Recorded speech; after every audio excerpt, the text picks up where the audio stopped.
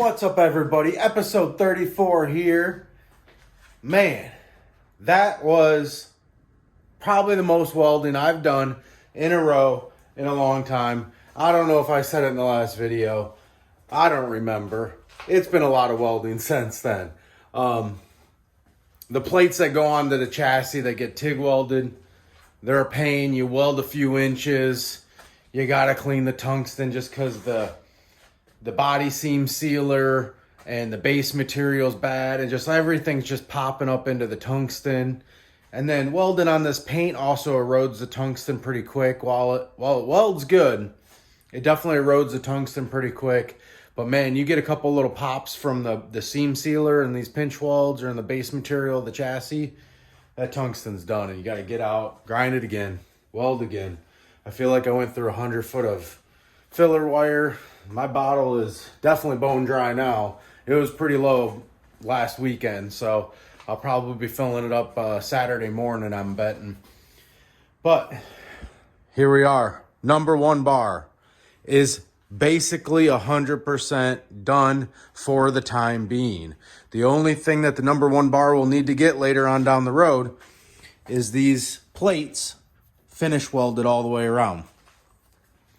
Right now, they're just tacked in there because, like I said before, if that bar needs to be moved, I don't want to have to cut the plate completely off. So if something happens for some reason, I discover something in doing the rest of the chassis and I realize, man, I have to modify this number one bar or I have to move it, I don't want those plates finish welded on. So they're tacked, not finish welded. Besides that, that is all done back here.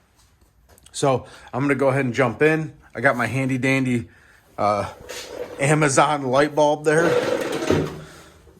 All right. So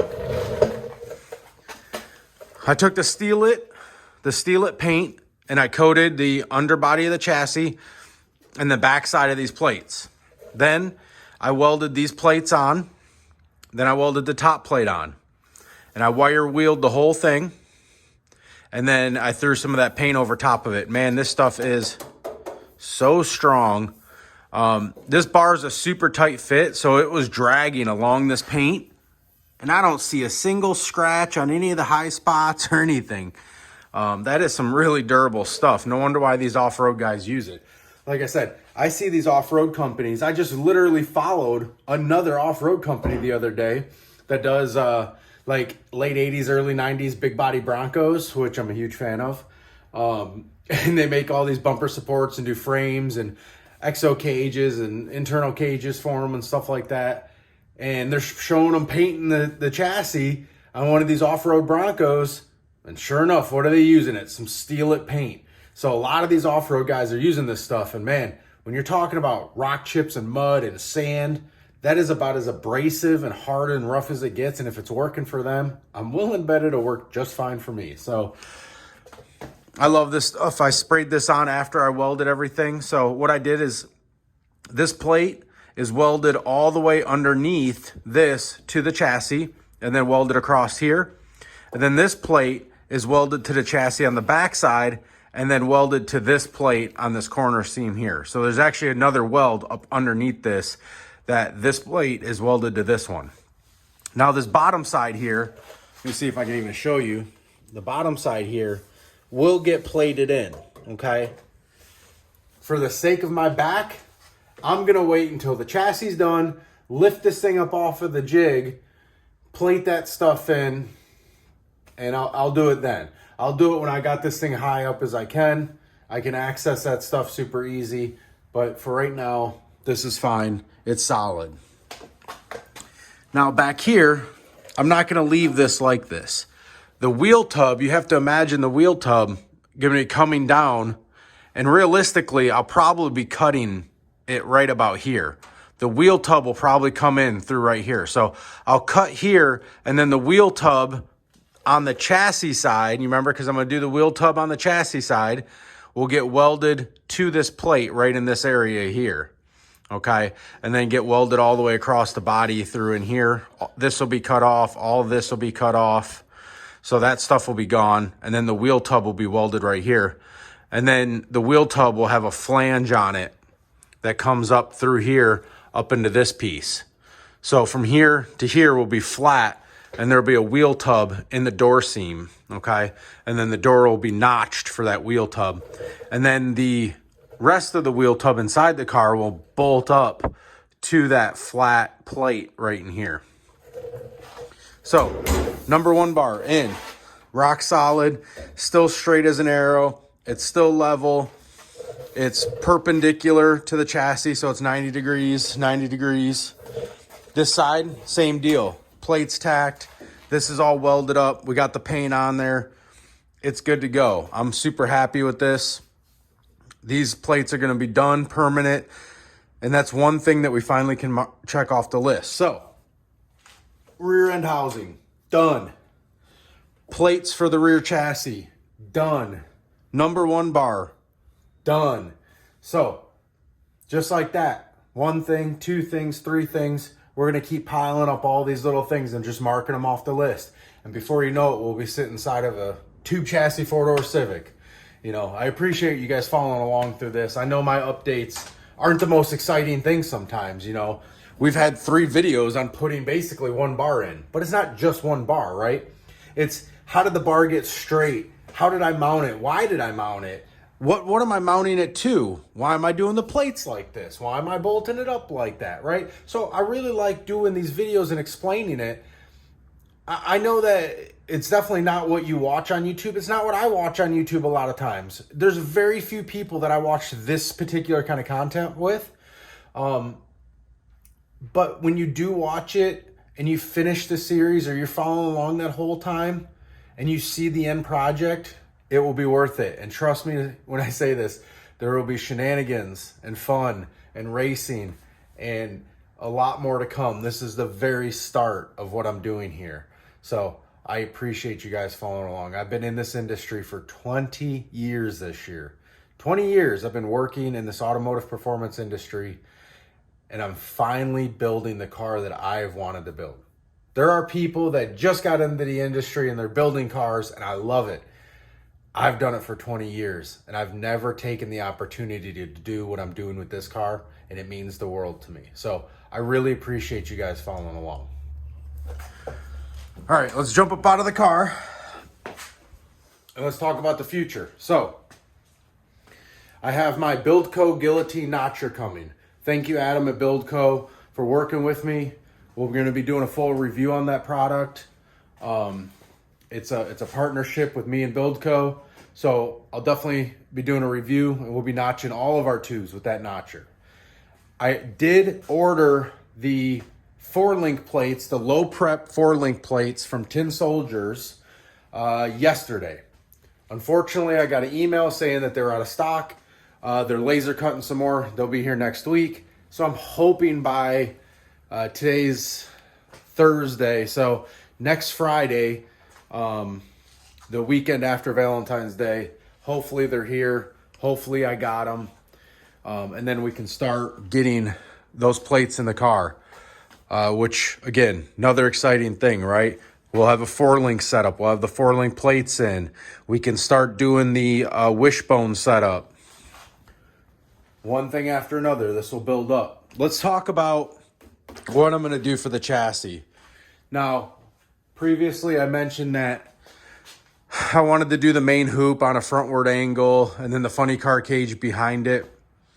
I laid a piece of tubing in there on a 20-degree angle, and it just didn't quite sit the way that I wanted it to sit. So what I'm going to do is take a little play from Steve Morris Race Engines. I don't know if you guys follow his YouTube. He does some really dope stuff, and he gets into some extreme detail on some high horsepower pro mod stuff and drag radio stuff and drag and drive stuff. Really badass cars.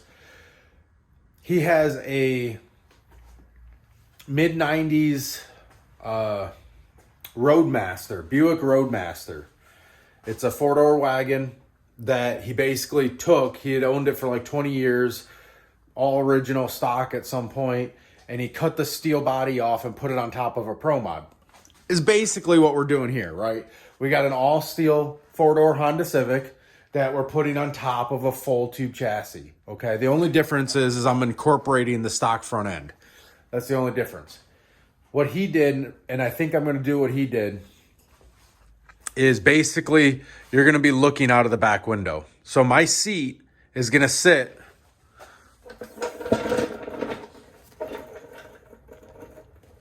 about right there. So my butt will be basically right there, okay? So the back of the seat will be up in this area, okay?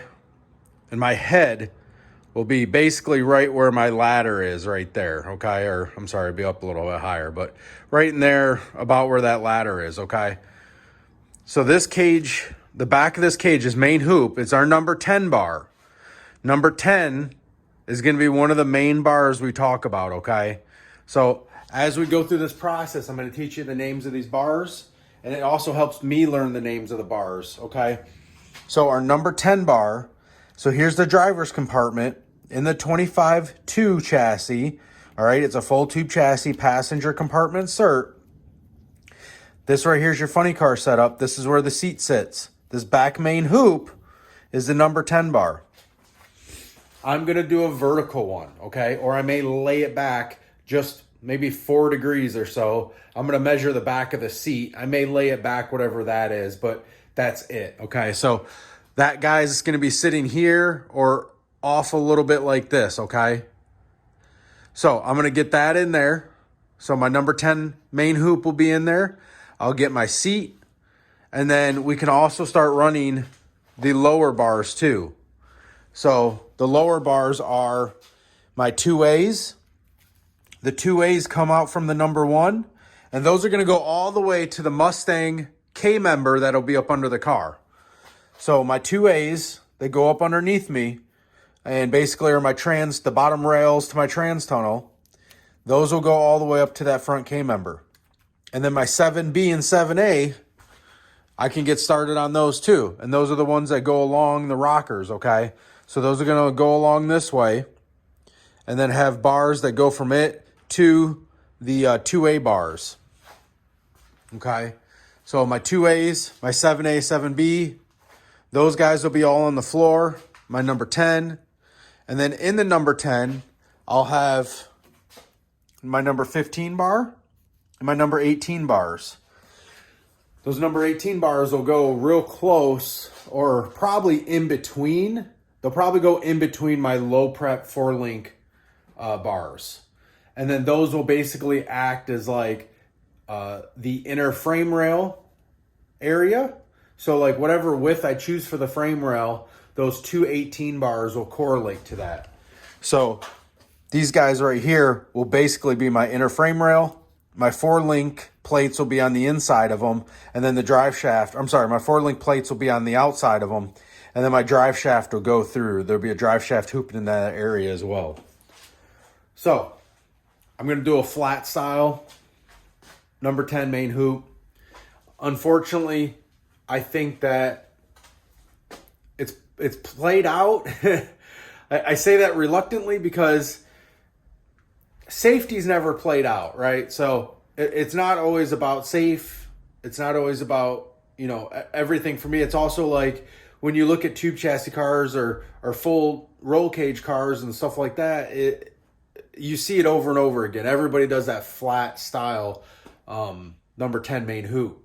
And I'm just not a fan of it. But after looking at how many more bends, hold on. So to do this setup here, look at all the extra bends.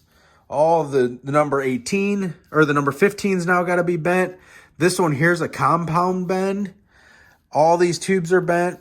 And then you notice too that most of it is all 1 5/8. So I'm spending more money on tubing. I'm bending them more. I'm adding more. I'm notching more.